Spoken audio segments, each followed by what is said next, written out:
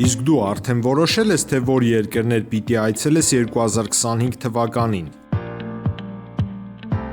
Եթե դու էլ ես հոգնել օրեր շարունակ հարցումների անպատասխան մնալուց, դիմիր Travel with N տուրիստական գործակալություն, սպասեցնել չեն տա, անմիջապես կստանաս լավագույն առաջարկները, տուրփաթեթներ, ավիատոմսեր, հյուրանոցների լայն ընտրանի, էքսկուրսիաներ, սոցփաթեթի սպասարկում եւ ամենակարևորը 24/7 ձևաչափով բարեհամբույր սպասարկում։ Travel with N 095 89 20 48 Բարև ձեզ դարգելի հեռուստատեղներ, մենք շարունակում ենք կարևորագույն թեմաների քննարկումները, այս բան ես զրուցում եմ Հայաստան շարժման անդամ քաղաքագետ Դերենիկ Մալխասյանի հետ, շնորհակալ եմ Դերենիկ մեր համար։ Մենք մեր նախորդ հանդիպանը այսպես որոշել ենք, որ այսօր քննարկելու ենք Լավրովի այցը եւ Իրանի պաշտպանության նախարարի այցը Լավրովի այցից այդ օրը շատ բան հայտնի չէր եւ ասուլիսներ տեղի չէր ունեցել, հիմա արդեն շատ բան հասկանալի է, նախ հիմնական բովանդակային մասը դա ասուլիսն էր, որտեղ Լավրովը ելույթ ունեցավ, այն փաստաթուղթը, որի ստորագրման մասին խոսում են, ոչ մի բանի մասին էր, ինչ-որ տարեկան անելիքների բայց հենց այդ փաստաթուղթն էր, թե այլ փաստաթուղթեր ուղղակի ինչ-որ բան ստորագրեցին տակից դուրս գալու։ Դա արդեն իրենք կիպան է, ես չեմ կարող ասել, այո, ինչ փաստաթուղթ կարող է լինել։ Նախ Լավրովի ասուլիսը, մարդը ասուլիսի ընթացքում կրկնեց այն, ինչ իրենք տարբեր առիթներով իրենց երկրում ասել են, որ Արցախյան խնդրի այն մոդելը, որ իրանք պատկերացնում էին, այդ մոդելի պահպանմանը խանգարեց Պրահայում Արցախի Ադրբեջանի մաս ճանաչումը, Արադ Միրզյանի պատասխանը կոպիտ ասած հետևյալն էր, ճանաչել ենք, լավ ենք արել, հիմա էլ ենք ճանաչում, հա։ Ու դուք էլ եք դրանից առաջ ասել այդ մասին, հետեւաբար մենք էլ ասեցինք, ունե այնպեսի տպավորություններ, Բորիս, որ ասենք, եթե դու համարում ես, որ Ռուսաստանը այստեղ կա ինչ ուզենա կարող է անել, ասենք Ղարաբաղը վերցնել Հայաստանից տալ Ադրբեջանին, հետո հակառակը եւ այլն, ուրեմն դու ինքնիշխանության, ասենք շահերի պաշտպանության որևէ մեխանիզմ սկզբունք չունես, որ այստեղ ինչ որ մի պետություն եկել է, ասենք վաղն էլ կարող է որոշել ինչ որ մի պետություն, ասենք արևմտյան խոսքի, վերցնել Սյունիքը տալ Թուրքիային կամ Ադրբեջանին։ Այսինքն ինքնիշխանության մասին խոսացող իշխանությունը փաստացի խոստովանում է, որ իրենք որևէ հարց որոշող չեն ու ով որպի գլուխ է, ով ոնց ուզենա կխուզի։ Սա նոնսենս է, ըստ էության ինքնիշխանության մասին խոսացող իշխանության համար, հա, այդ դրամաբանության շրջանակներում ես հասկանում եմ գործող իշխանությունների քաղաքականությունը, հատկապես Արցախի հետ կապված, պետք էր մի մեղավոր, որի վրա կարելի է այդ ամեն ինչը բարթել, ժողովուրդն էլ մեծ մասամբ, էլի, այդ կուտը ուտում է, այսինքն այդ որովհետև տեսեք, ինչ որ դժբախտ դեպք եթե տեղի ունենում է, անընդհատ ինչ որ մեղավորներ են փնտրում, չէ, ինչու այդպես եղավ, ով էր մեղավոր եւ այլն, հոգեբանորեն հեշտ է այդ դժբախտությունը տանել։ Ու հետեւաբար նաեւ քո վրայից քերել այդ մեղավորությունը։ Հիմա իշխանությունը ասում է, այ ժողովուրդ, այ ռուսներն են մեղավոր այս ամեն ինչում, հասարակության մեծ մասն ասում է, հա դե որ ռուսներն են մեղավոր, հոգեբանորեն ինձ համար ավելի հեշտ է այդ ամեն ինչը տանել, քանի որ ես մեղավոր չեմ։ Բայց ըստ էության մեղավորությունը այստեղ առաջ երթին իշխանություններին է, այսինքն դու գնում ճանաչում ես Արցախը Ադրբեջանի կազմում, հետո ռուսներին ասում ես արի պաշտպան, ինչը պաշտպանի, ասենք Ռուսաստանը այս պարագայում, կամ որ ասում են դրանից առաջ Պուտինը հայտարարություններ է արել, ասենք այդ Արցախը Ադրբեջանին պատկանելու եւ այլն այդ թեմաներով, բա ինչ աներ, այսինքն այդտեղ չկարգավորված խնդիր է, դերեն եք ինչ հետաքրքիր, էլի գալիս ենք այդ ինքնիշխանության խոսակցությանը, հա։ Նախ միտքը շարունակելով, այո, Ռուսաստանի Դաշնության ղեկավարը չէր կարող ասել բան, ասենք Հայաստանի իշխանություններին անգամ հակասել, Հայաստանի իշխանությունները անգամ չէին ասում, որ դե չէին ճանաչել Արցախը անկախ է կամ չէին ճանաչել։ Հիմա Ռուսաստանը ճանաչի, հա, ասենք Հայաստանից առաջ ընկնի, ասենք դրամաբանություն չկա։ Դե պարտավոր են իրենց տպավորություն, բայց այստեղ ուրիշ բան կա, լավ, եթե այդ Պուտինի ասելով եք անում, բա որ Պուտինն էլ մի օր քեֆը լավ լինի, ասի գլուխները տվեք պատին։ Մենք Նիկոլը, Ալենը մնացած sense հերթ են կանգնելու, որ գլուխները պատին տան, չէ։ Եթե իրենց անձնական շահերին վնասող բան ասեր, Պուտինը հոկտեմբերի 19-ին ասել էր եկեք պատերազմը կանգնեցնենք։ Վախի չլսեցին։ Այստեղ տրամաբանություն չկա, հա, այդ գործող իշխանությունների քայլերում Էլի վերադառնում ենք մեր բանաձևին։ Հա, այն որ եթե հանում ես հայկական շահ, ամեն ինչ իր տեղին է ընկնում։ Հիմա ինչի է բարդ քննարկել, ասենք Լավրովի այցը, մեր արտաքին քաղաքականությունը, Ռուսաստանի հետ հարաբերությունները, պետք է որևէ երկիր ունենա քաղաքականություն, տակտիկա, ստրատեգիա, որպեսզի մենք էլ նստենք հասկանանք, էլի, ինչքանով արդյունք ունեցանք հայտարարված ռազմավարության, տակտիկայի շրջանակներում, ինչքանով չունեցանք այդ արդյունքը։ Հիմա Բորիս, եթե ես ու դու որոշենք, ասենք Գորիս գնալ, մեր նպատակը Գորիս գնալն է, չէ՞։ Ասենք ու արձանագրում ենք, եթե հասանք Արտաշատ, ինչ որ մի մասով մեր նպատակի մոտեցանք, հետո հասանք, ասենք Սիսիան, էլի մոտեցանք, չէ՞, չափում ենք այդ բանը։ Հիմա ինչ Բայց եթե հասնում ենք Բագրատաշեն, հաստատ Գորիս չենք ուզում գնալ։ Հա, եթե ուղղությամբ ենք գնում։ Հա, եթե Կարող Գորի ենք չէ, ուզում դու գնալ։ հա, եթե դու հայտարարում ես Գորիս ու հետո հայտնվում ես, ասենք Վանաձորում կամ Բագրատաշենում, էդ էլա չափելի, էլի։ Հիմա դատենք այս հայ-ռուսական հարաբերություն, ասում են ամեն ինչ լավ է, ամեն ինչ հիանալի է, չէ՞, մեծ մասամբ, ասենք որևէ խնդիր չկա եւ այլն։ Լավ, չափենք այդ լավ լինելը ո՞րն է։ Այսինքն ինչ արդյունքներ ենք մենք արտաքին քաղաքականությունը կոնկրետ արդյունքներով է չափվում տնտեսական, անվտանգային եւ մնացած այլ կոմպոնենտներով։ Հիմա արի հասկանանք, եթե ասում են Ռուսաստանի հետ հարաբերությունները լավ են կամ Եվրոպայի հետ հարաբերությունները լավ են, դա ինչով է չափվում։ Այսինքն ինչ է եղել, այսինքն Եվրոպայում որ Նիկոլին տեսնում են, պատճում են։ Ռուսաստանում հաց են տալիս։ Լավ չի։ Որ ավելի, ասենք, փաթաթված պատճեն, այդ դեպքում շատ ավելի լավ կլինի հարաբերությունները։ Այսինքն, այստեղ էլ մանիպուլյացիա են անում հասարակության հետ, խաղալով էմոցիաների հետ։ Այսինքն Մակրոն, այդ նույն Մակրոնի հայտար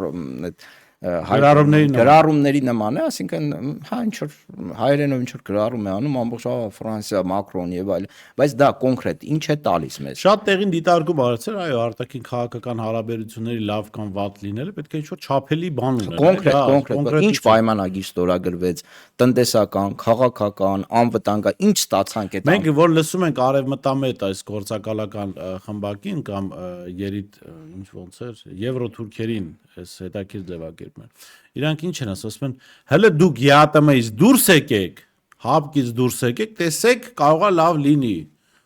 Քանի դեռ դուրս չենք եկել, չի կարող լավ լինել, բայց սա գիտեք ինչի նման է, սա շատ նման է այն իրավիճակին, որ ասում են եկեք Արցախը ճանաչենք Ադրբեջանի մաս, հələ կտենակ ինչ լավ, մենք Արցախը ունեինք հայկական, ինչ որ չափով պահպանված, ասում են, ախպեր եկեք ճանաչենք, հենց ճանաչեցինք, խնդիրները կլուծվեն, ճանաչեցիք, լուծվեց, չէ։ Հիմա էլ ասում են եկեք ԵԱՏՄ-ից դուրս գանք։ Նոր կմտածենք, դա գիտեք ինչի նման է, դա նման է, որ մարդը անդունդի եզրին կախված լինի ինչ-որ պարանից, կարող հաստա վատ պարանա, հոտ է գալիս այդ պարանից, բայց ինչ-որ մեկ ասի գիտես այդ պարանը թող, ընթացքում մի բան կմտածենք, մենք ինձ թվում է դու լավ պարան կբռնես։ Կամ անդունդի հատակին ավելի լավ։ Այդ ժամանակ ինքը ինչ-որ բան կբռնի, բայց դա հաստատ պարանը չի լինի ու Չէ, էլի վերադառնում ենք շահերի, հա, ասենք որ շահերի տեսանկյունից էս դիտարկում, այդ խոսացող մարդիկ ես անուններ չեմ ուզում տալ, էլի ասենք, հա, շատ տհաճ չեմ կարող էլ այդ անունները տամ, բայց դրանք այն մարդիկ են, որ տարիներով, ասենք, սնվել են այդ արևմտյան եվրոպական ֆոնդերից, որտեղ հասկանալի չէ, ասենք, օրինակ Թուրքիան կարող էր միջամտություն ունենալ խոսքի այդ ֆոնդերին, որպեսզի գումար փոխանցեր, միջնորդավորված, այստեղ ինչ որ հանձնարարություն կատարեին, օրինակ մարդ կա, որ սնվում է եվրոպական գրանտներով, ժամանակին ասում էր այն օրն էլ բանով էր հմեկի բանավեճին էր մասնակցում 15 թվականին լավ եմ հիշում Հակի Նազներ եթե չեմ սխալվում կամ ադրբեջանական որևէ այլ ռեսուրսում ասում էր մենք պետք է Թուրքիային խրախուսենք ողջունենք որ կա հարավային Կովկաս Հայաստան որպեսզի ռուսներին այստեղից քշենք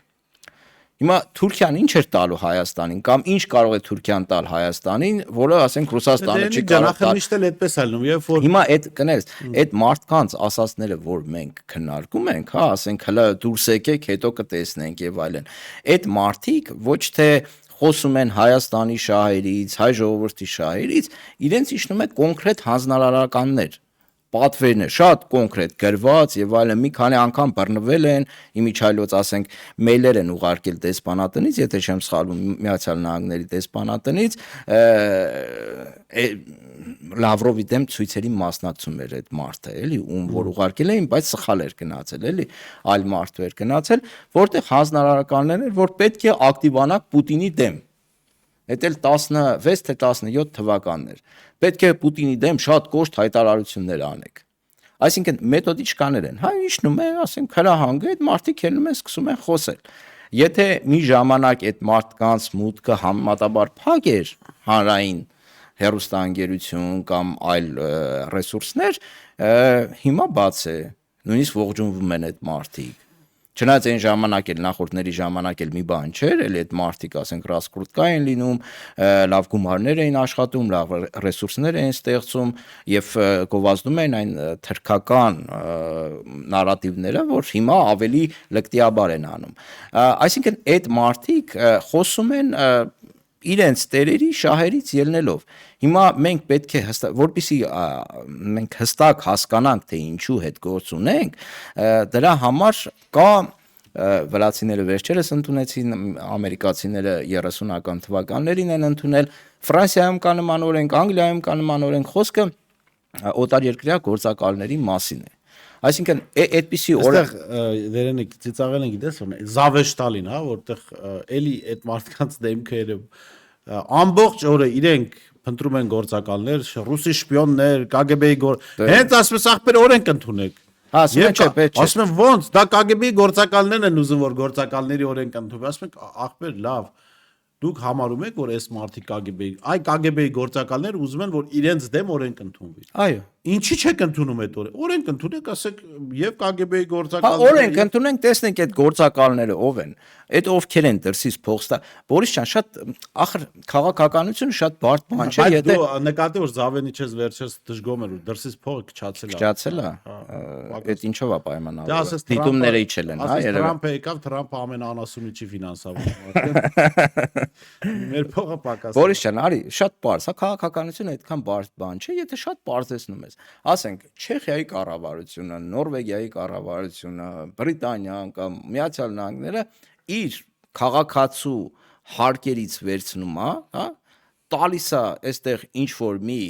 չգիտեմ, Պողոս Պողոսյանի ենթադրենք։ Ասենք Մեհրաբ Ռուբենյանին։ Մեհրաբ Ռուբենյանին, հա։ Ասում է գովա, ասենք թուրքերի բանը, մուտքը Հարավային Կովկաս եւ Հայաստան, ասա որ թուրքերը բանը, չգիտեմ, ասենք երջանկություն ու ապահովություն են բերելու հայ ժողովրդին։ Այդ ինչու է անում դա։ Ասենք ինչու է Բրիտանիայի կառավարությունը այդ գումարները տալիս, որ այդ մարդը այդպիսի բաներ խոսա այստեղ։ Ուզում եմ որ ժողովրդավար լինի Հայաստան։ Ախր հայ ժողովուրդը, հայաստանցիներս, հա, մենք ագրեսիվ հակաթուրքեր ենք, մեզ պիտի մի քիչ դաստիարակեն, թե ինչու են գումար մենք գիտենք, չէ, եվրոպացիները այնց ժողովրդական բառ օգտագործում, մուֆտա, մի ցենտ չեն ծախսող, չէ, մուֆտա մի ցենտ ծախսող չեն, չէ։ Ու այդքան գումարներ են հատ, նույնը Միացյալ Նահանգները շատ պրագմատիկ են։ Ինչու է այդքան գումար Հայաստան մտնում այդ քարոզիչների վրա ծախսելու համար այդ հասարակական կազմակերպությունները։ Ինչ որ նպատակ կա, չէ, ինչ որ նպատակ իրենք ունեն իրենց ռազմավարական նպատակները, այդ գումարը ծախսում են ռազմավարական նպատակներին հասնելու համար։ Այս մարդիկ էլ լծվել են իրենց ռազմավարական այդ նպատակները իրականացնելու գործին։ Հիմա մենք պարզ ես չեմ հասկանում։ Ասենք դա մեկ չէ, պարզ չէ։ Ես վստահ եմ դուք շատերի համար պարզ չէ։ Շատերի համար շատ պարզ է։ Միացյալ Նահանգները, Եվրոպան այդ միլիարդավոր դոլարներ ծախսում են Հայաստանի ինքնիշխանության համար։ Հա, այդ տեսանք։ Դուք չտեսաք, հա։ Ու պիտի տանեն Վիլսոնի Հայաստանին պիտի հասնենք։ Հենց ժողովրդավարացանք, բանը Հիտլերն էլ այն կողմից գալու է։ Հիմա Վիլսոնի թե Հիտլերյան Հայաստան, այդտեղ էլ են խառնվել։ Հիտլերը այն կողմից է գալու, ամերիկացիք այս կողմից, բրիտանացիք նավերով, սենց ծառերով իջնելու են։ Դա ծիծաղել է, չէ, ասենք այդ ամեն ինչը։ Հիմա մենք ես օրինակ, ասենք կողմնակից եմ, որ ընդունվի նման օրենք եւ յուրաքանչյուր կազմակերպություն, լրատվամիջոց, ով դրսից փող է ստանում, հա, հստակ նշվի, որ այս մարդիկ այս գումարները ստանում են այս պետությունից կամ այս կազմակերպությունից օտար երկրի, հա, եւ հաշվի առեք այդ հանգամանքը, որ իրենք օտար երկրի ազդեցության գործակալներ են։ Ի վերջո դա ինֆորմացիոն անվտանգության խնդիր է, չէ՞։ Նաև քաղաքական անվտանգության։ Ի վերջո Բորիս ջան, ասենք օրենք ունենք, չէ՞, որ կուսակցությունները չեն կարող դրսից ֆինանսավորվել։ Կա չէ նման օրենք։ Էլի եկան, այո, դրանք կուսակցություններ են։ Բայց ինչ տարբերություն է այս պարագայում լրատվամիջոց։ Հետաքրքիրը գիտես որն է, հարգելի դերենիկ, որ կա անդիմություն խորհրդարանում, հա, որ նախկինում եղել է իշխանություն, մասնավորապես պատիվ ունեմ, որի օրոքելի գործակալներ են բացահայտվել, բայց ոչինչ չի արվել։ Ես հիշում եմ անկախ օրաթերթ որ հրապարակեց Արման Բաբաջանյանի գործակալ լինելու այդ հանգամանքը, իր մեյլը կար Stratfor-ի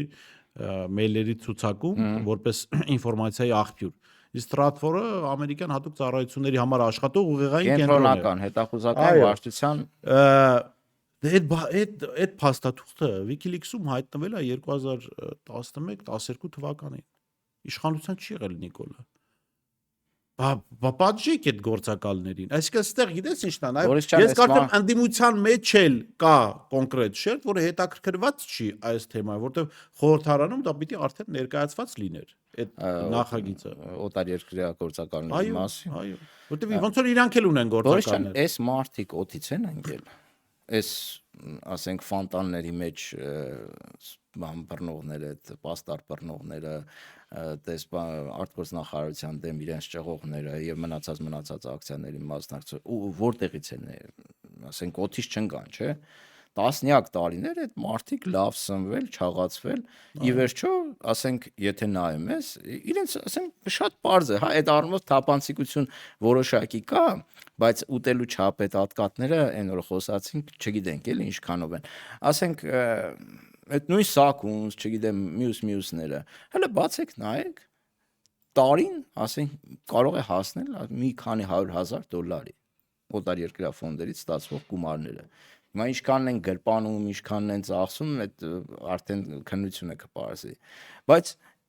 տարիներով այդ մարդիկ ստացել են հենց այդ գործի համար։ Ու մենք պետք է հետևություններ անենք, ժողովուրդը պետք է հասկանա, ասենք, եթե այս մարդիկ խոսում են, ինչ որ գաղափար են առաջ տանում, ու այս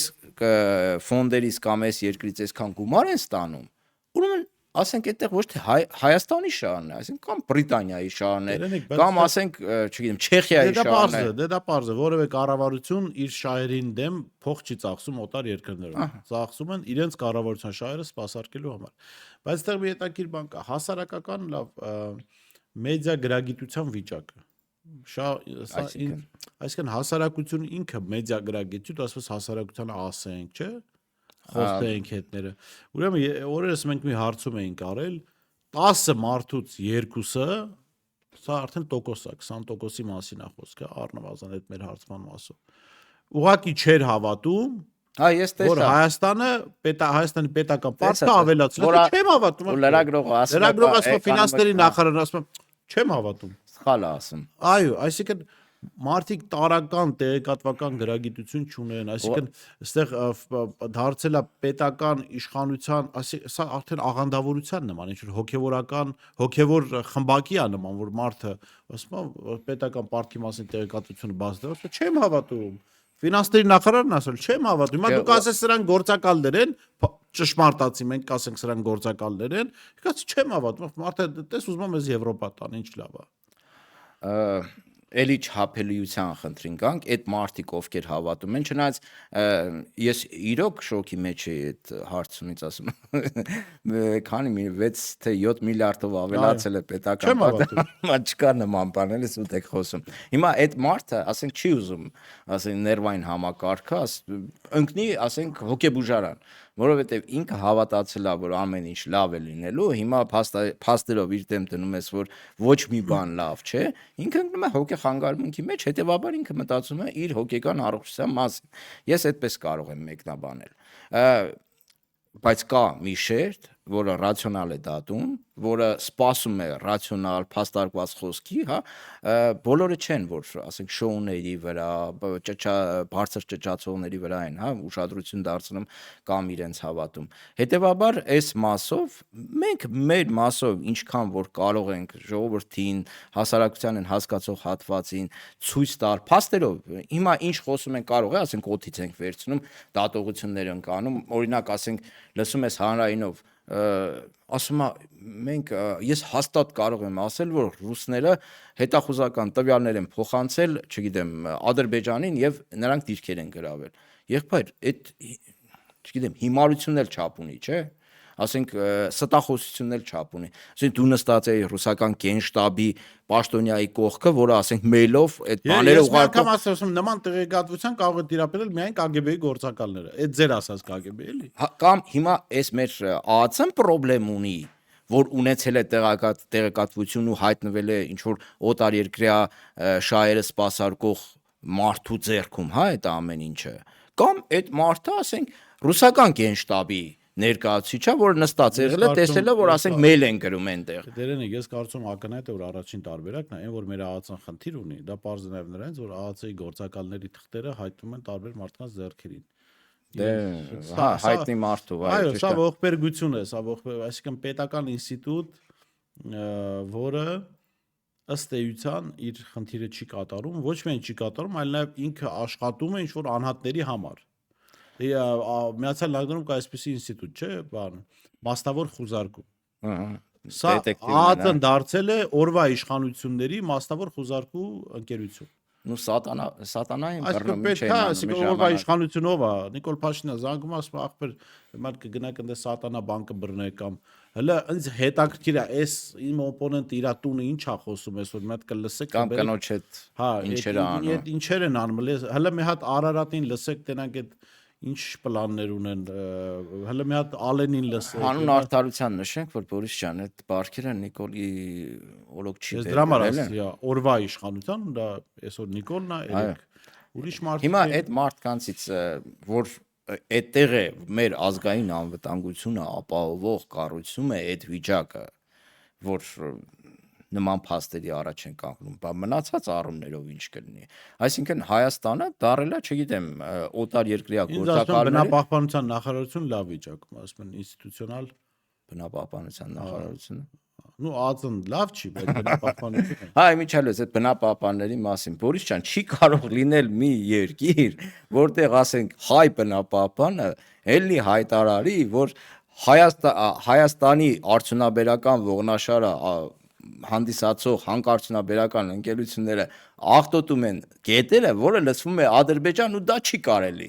Այսինքն պետք է այստեղ էլ ԱԱԾ-ին պիտի հարցնել, դու ինչ ես անում, որովհետև մենք երբ որ մի ելույթ ենք ունենում, Նիկոլ Փաշինյանը ասում է, սրանք գործակալներ են, սրանք 5-րդ շարացել բան։ Բա գնացեք հարցեք, ասեք հարգելի բնապահպաններ ճակերտավոր։ Այդ ո՞նց է ստացվում, որ ձեր զեկույցները օգնում են Ադրբեջանին, Հայաստանի հանկարծունաբերական այդ հսկայի դեմ գործողությունները պլանավորել աշխատում են, հա, Բորիս ջան։ Դե այդտեղ ԱԱԾ-ն չի տեմ, այդտեղ ժողովրդավար են իրար։ Ժողովրդավար, ախր մենք ժողովրդավարը խառնում ենք բարդակի հետ կներեք այս բառի համար, էլի։ Այսինքն այն տիպի է քաոս ստեղծած Հայաստանում, բայց որոշ մարդկանց կողմից կամ որոշ կառույցների կողմից կառավարելի քարոզ, որ դա անպատկերացնել ու նույնիսկ ժողովրդի մեծ մասը հրաժարվում է դրան հավատալ։ Եթե իրենք հավատացին դրան, ընկնելու են հոգեխանգարմունքի մեջ, շատ բաներ կա իրար հետ քննարկում ենք, չէ՞, այստեղ։ Ուղղակի անհավատալի է, որ նման բան կարող է տեղի ունենալ։ Այսինքն այդ անվտանգային խնդիրները, ներքին անվտանգության խնդիրները, հանցագործությունների աճ, արտաքին անվտանգության խնդիր, ու դու միացնում ես հանրային հեռուստաընկերությունը, ուղիղ հակառակն է, 180 աստիճանով հակառակն է քեզ քարոզվում, անընդհատ 24 ժամյա ռեժիմով դու դուրս ես գալիս հասարակության մեջ, տեսնում ես բոլորովին այլ պատկեր։ Սա առաջացնում է մարդկանց մոտ կոգնիտիվ դիսոնանս, ապաթիա, հոգեխանգարում Ես այդ վիճակում եղել եմ, ուրեմն 2008-ից 10 թվականներին զինվորական ծառայության ընթացքում մեզ երեկոյան ժամը 9-ին պարտավորեցնում են օրակարգով կար, օրվա անելիքներով կար։ Ժամը 9-ին պետք է պարտադիր նստեիր ու հայլուր նայեի։ Ես 2 տարի Ինչի բանակ համար հայլուն հայլուր հայլուր հայլի լսես հարային հերոստանգերության լուրերը հայլուր այո եւ 2 տարի հետո երբ որ զորացրվեցի անկեղծ եմ ասում ես չէի արվարվում իրականությանը որը հայլուրից դուրս էր հա բա ինձ համար այդ կոգնիտիվ դիսոնանսը որ ասում ես այդ ժամանակ այդ ընտանիքիս անդամները ասում են կնես բայց երևի թե վերադառնաս իրականություն այստեղ կան տնտեսական խնդիրներ Հայաստան այդքան լավ վիճակում չի մի խոսքով ուզում եմ ասեմ այդ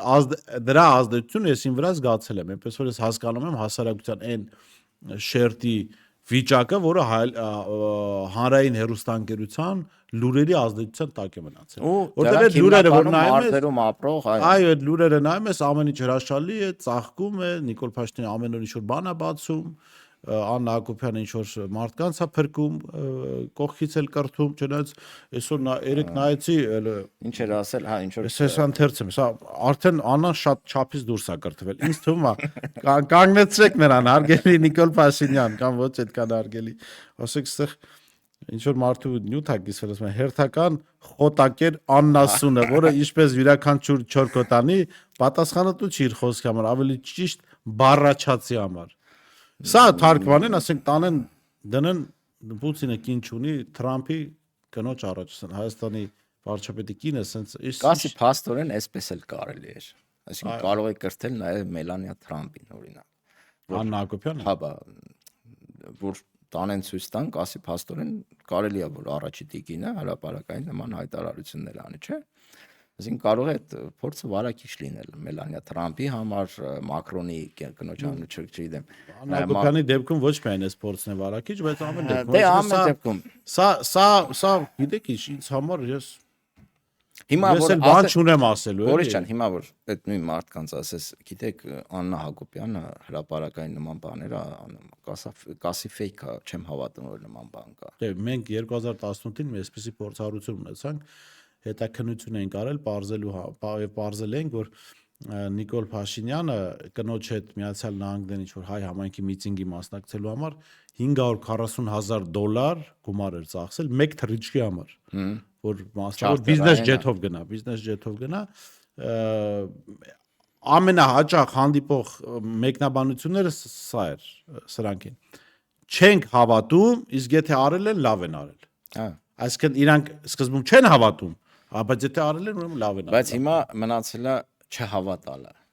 Լավ անել էլ չեն ասում։ Օրինակ չեն կարող ասել, չէ, որ լավ են արել, որ $7 միլիարդ ավելացրել են պետական պարտքը։ Չեն կարող ասել, որ ասենք անիվով, չգիտեմ, քանի միլիոն $, են գրպանել։ Չեն կարող ասել, որ համակարգային կոռուպցիան իրոք գոյություն ունի, որ լավ են անում, որ այդպես անում են։ Առաջ ասում են լավ են անում, որ այդքան պարգևավճար են ստանում, որ կոռուպցիայով չզբաղվեն, չէ։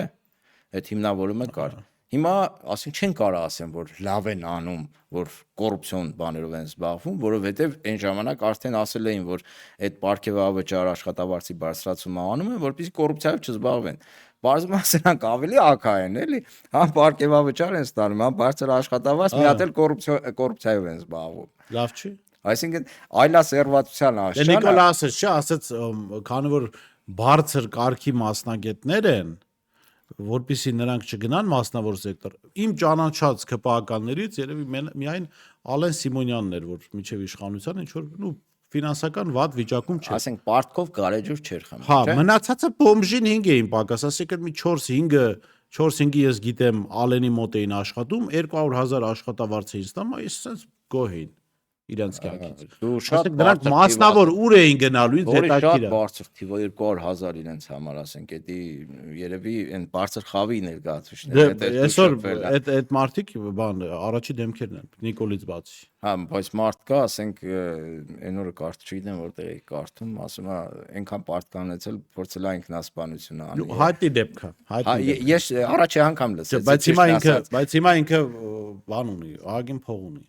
Շատերն ուզում է բանակից ազատի։ Կանք այդ բանակից ազատելու Արայք Հարությունյան բան որ կան, չէ, ասենք գիտենք, հա, ասենք։ Արայք Հարությունյանն մեր հետ էր աշխատում։ Այդ որ ասում է 200,000 դրամից գոհ են, այդ մեկը Արայք Հարությունյանն է։ Սպորտային մեկնաբան էր, չէ։ Սպորտային լուրեր էր պատրաստում։ Այո, սպորտային լուրեր էր պատրաստում։ Ես մի խոսքով 2015-ին ված շրջապատ եմ եղել, որտեղ աշխատում էին Էմմա Պալյանը, Արայիկ Հարությունյանը, Մխիթար Հայրապետյանը, Ալեն Սիմոնյանը, Վատ շրջապատում Դե չձգեցի, շուտ դուրս եկա։ դե հիմա Բորիս ջան, հիմա պետք է ընդունենք Ամեն մեկի իր կյանքում շուտ սև գիծ ունենում է, որտեղ այդ ամեն ինչի մեջ Բորիս ինձ 18 թվականից էլի միշտ հետաքրքիր դրանք ոնց կարող են իշխանության գալ, էլի, ասենք հնարավոր չի պատկերացնել։ Այնտեղ մարդիկ կան, որ ասենք մի հատ կատ ու 10 ձեռը 3 րոպե հետո կսատկացնի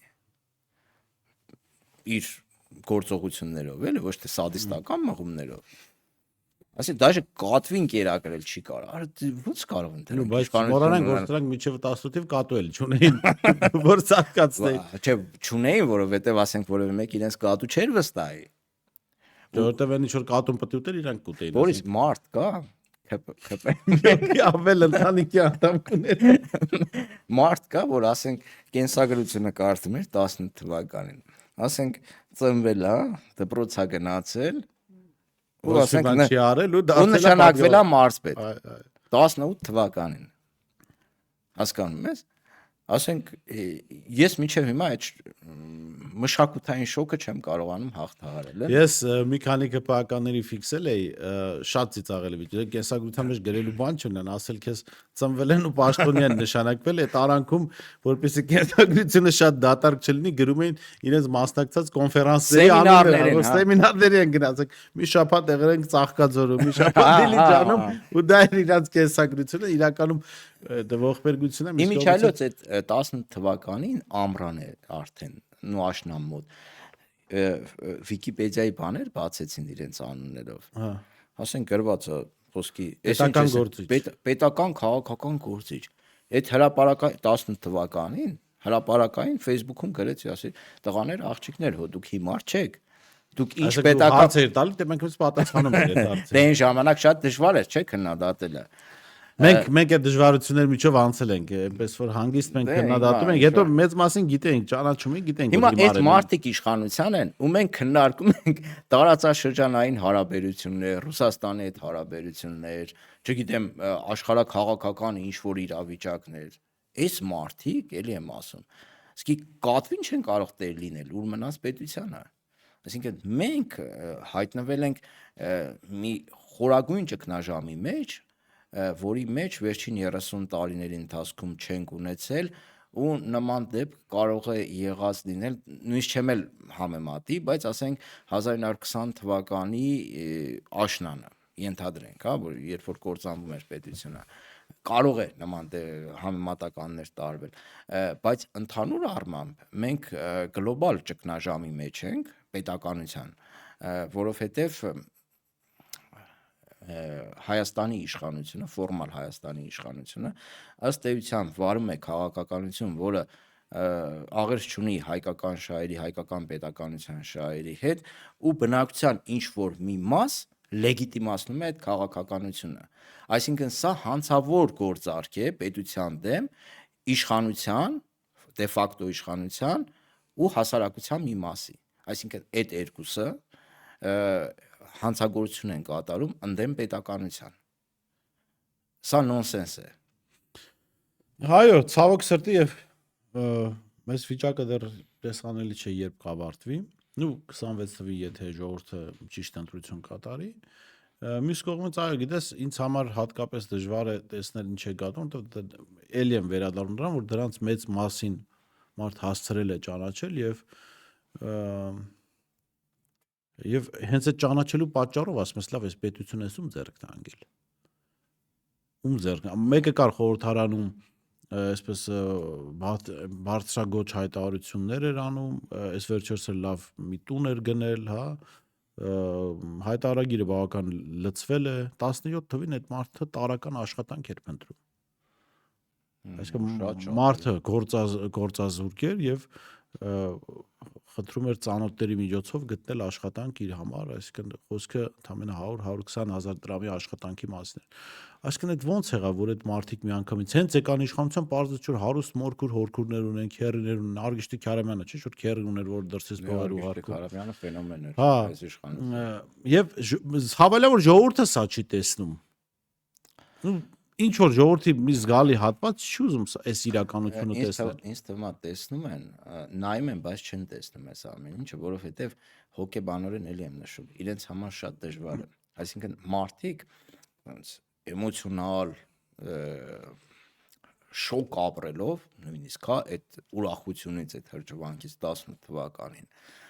ասեցին վերջ, եկել է լավ ապրելու, բարեկեցիկ ապրելու, արժանապատիվ ապրելու տարաշրջանը,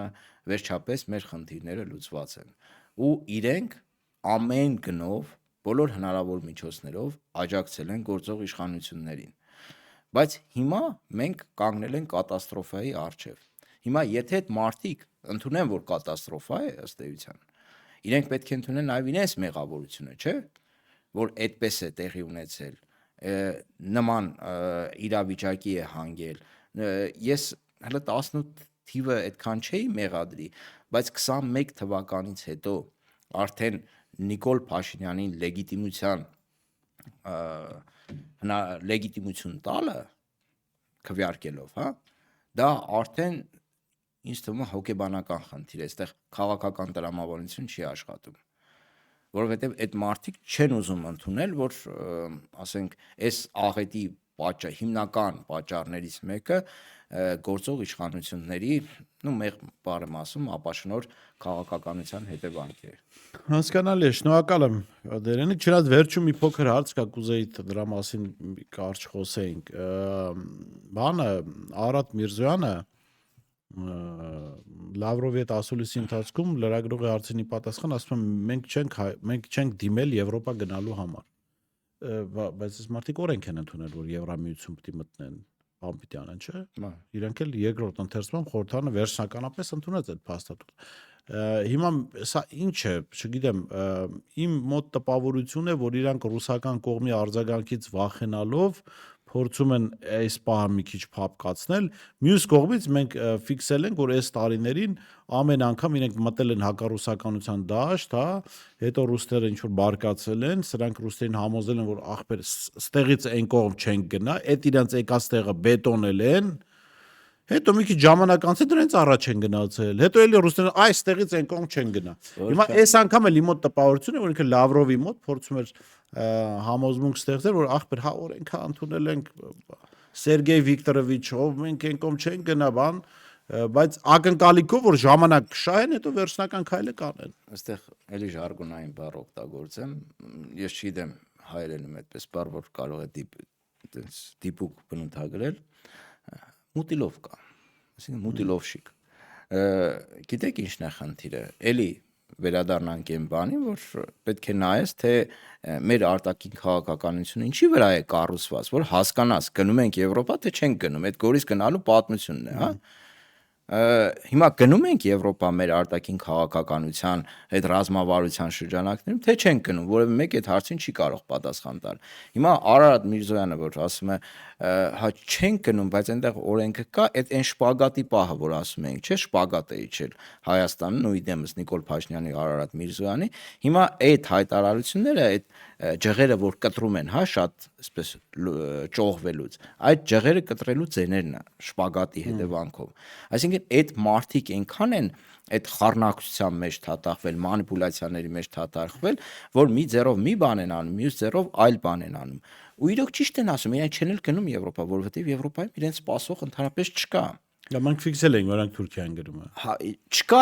այդ մարդկա Եվրոպայից որևէ մեկը չի ասել, որ իրենք Հայաստանին սպասում են։ Նման բան գոյություն չունի։ Հետևաբար այդ օրենք ընդունելը բան, ես կարծում եմ, որ դա արվել է մի քիչ ռուսներին ջղայնացնելու համար, մի քիչ էլ ասենք արևմտյան տերերին բավարարելու համար։ Իրականում ոչ մի իրավական, քաղաքական հետևանք։ Բանը ասում է, չէ, ժողովրդական մի ասույթ կա, ասում է, էլերին ինադեն անում,